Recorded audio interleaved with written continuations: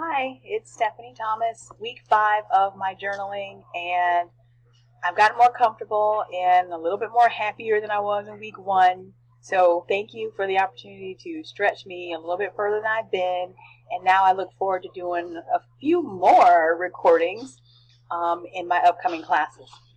Okay, so I know I'm supposed to keep this like to 5 minutes, so let me try to do that.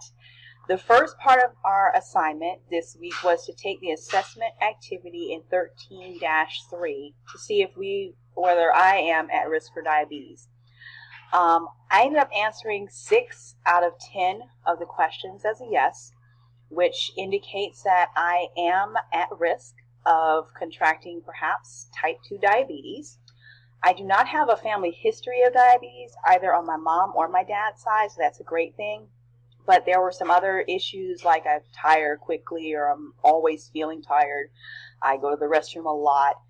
A lot of times my vision can get blurry. I am overweight. I do eat excessively.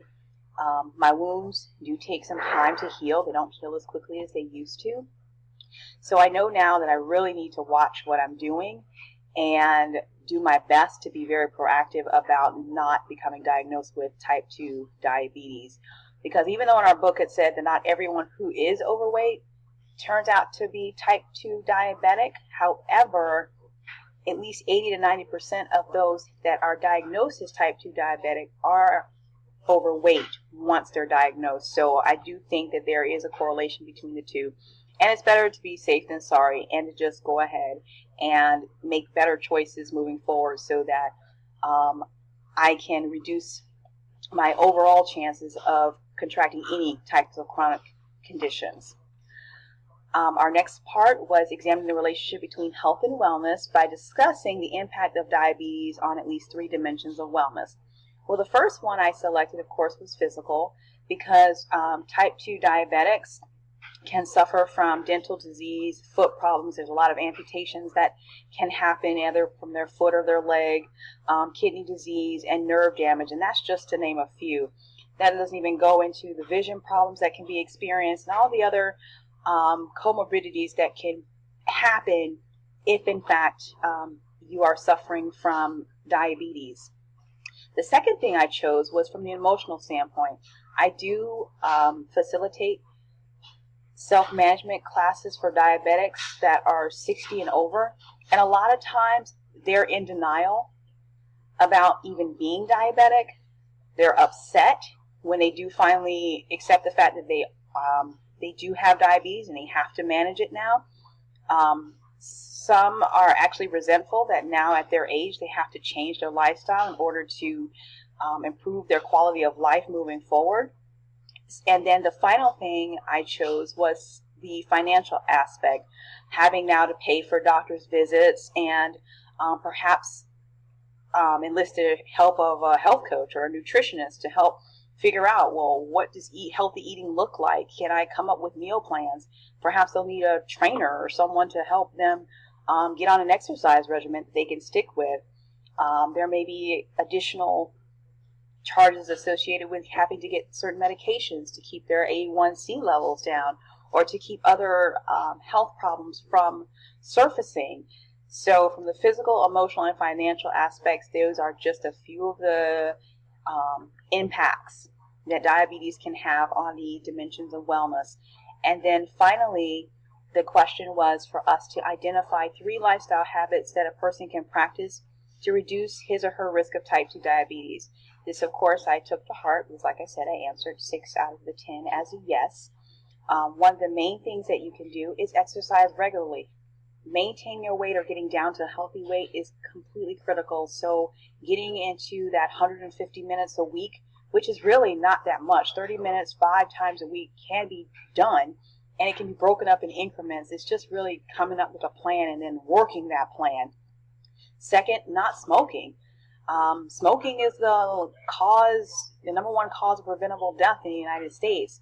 So if we can chuck out smoking, that really helps our chances of not only not getting diabetes, but all the other chronic conditions that are associated, such as COPD, with prolonged cigarette smoking use.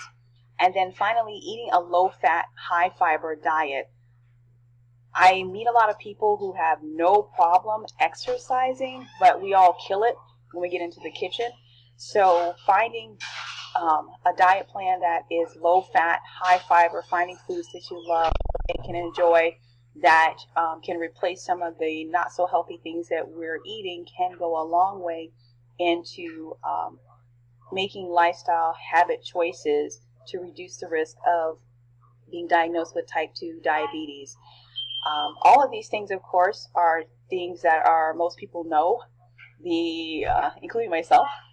The challenge sometimes can be not only creating that realistic, sustainable, long-term plan and not just jumping on every bandwagon that comes along, because we're all, we want instant gratification. We don't want to go through the process of having to sit and go step by step by step. We want to start at A and jump to B, and then jump from B to J, and then from J all the way to Z. And it doesn't happen that way. You have to actually start at A and go B, C, D the whole way, because if you skip a step, chances are that you could actually go back to your previous habits of no exercise or not eating well, or not sticking to a realistic regimen.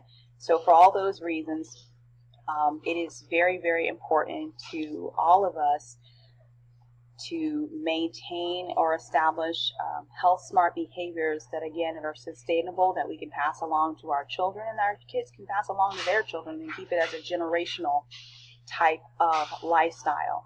So I hope, again, that I answered all the questions. I see that I am still over my time.